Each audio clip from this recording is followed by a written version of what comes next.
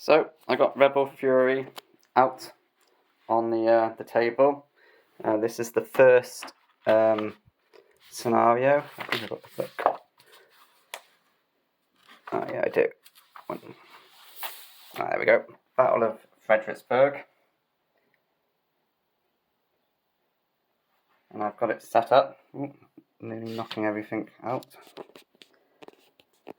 So it's a hex game, as you can see. One good thing is it came with lots of little bags, and I just wrote on the bags which tokens are for which battle. Each battle, there's 6 battles, and each one has its own token set, which is coded. So the ones with, I don't know if you can see that. Oh, there you go. The ones with F are for Fredericksburg. Each battle has a different one. Focus back in. There we go. So this is a low density counter game, which I'm also all for. Each token or counter represents a division. You have HQ counters as well, which don't, from my understanding, represent exactly where Burnside is stood, but more sort of represents the area that he's in and that his couriers are sending messages out from. That 12 there just represents how many hexes around him he can influence, where on these guys that 4 represents how many tiles they can move. Unless they're on a road, then they can do an extended move, which is double, so 8. The other good thing, which I like over Great Battles of the Civil War, is that moving into different terrain features doesn't cost movement like it does in that game. You know, like if you enter a wood, each wood costs an additional movement pointer or something.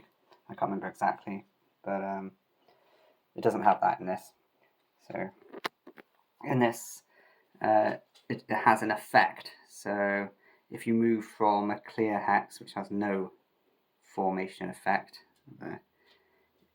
say from an open into a wood, then it triggers a formation change. And basically what that means is, so this division's currently in maneuver formation, hence why the little army people are sort of in column.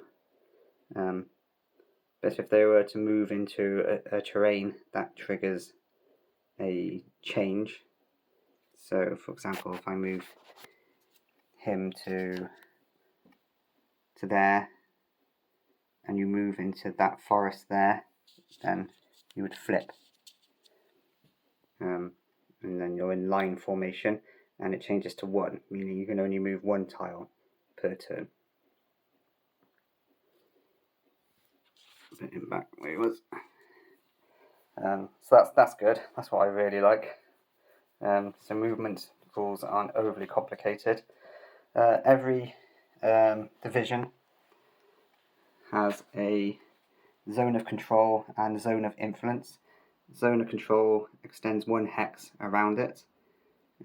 So this hex, this hex, this hex, and this hex is its zone of control.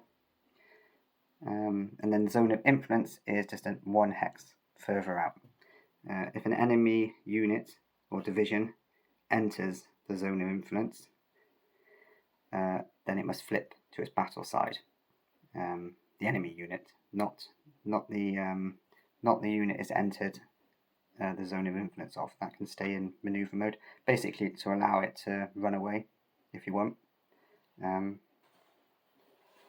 So that's pretty cool. The movement, the turn phase, I quite like in that. Depending whoever has the initiative, and in Fredericksburg it's fixed. I think it's the Union go first. They only move 1 division. Then the Confederate player, or if you're playing it solo, the Confederates can move a division, and then it's back to the Union, and it alternates like that until 1 player passes, and that could be because all of their units are locked down. because they're now in the zone of control of other enemy divisions. So if you're in the zone of influence, you can move 1 hex. But I think once you enter the zone of control, both are locked down in their position.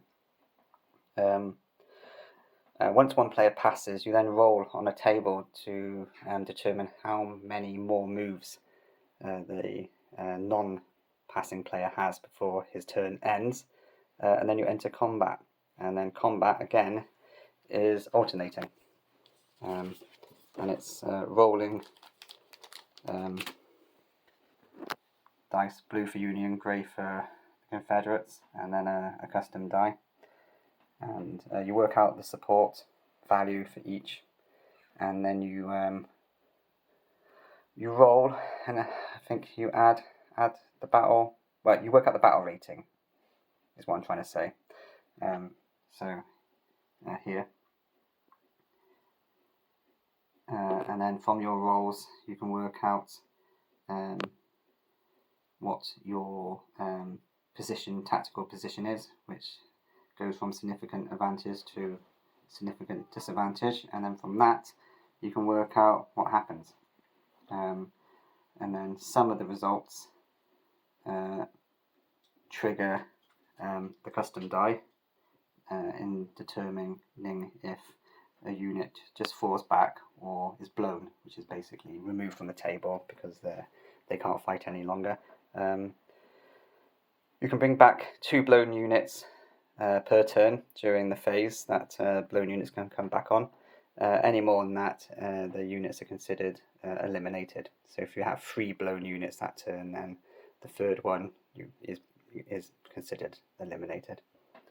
But yeah, I think it's a good system. I know I'm excited for his next volume. This is only volume 1. I probably should tell you which battles are covered. So there you go: Fredericksburg, Chancellorsville, Chattanooga, Chattanooga. Oh God, I don't know. I'm rubbish at pronunciations. The Wilderness and Spotsylvania. But yeah, I was really excited when I heard that this game was getting released. I've always found the American Civil War quite an interesting period of history to study.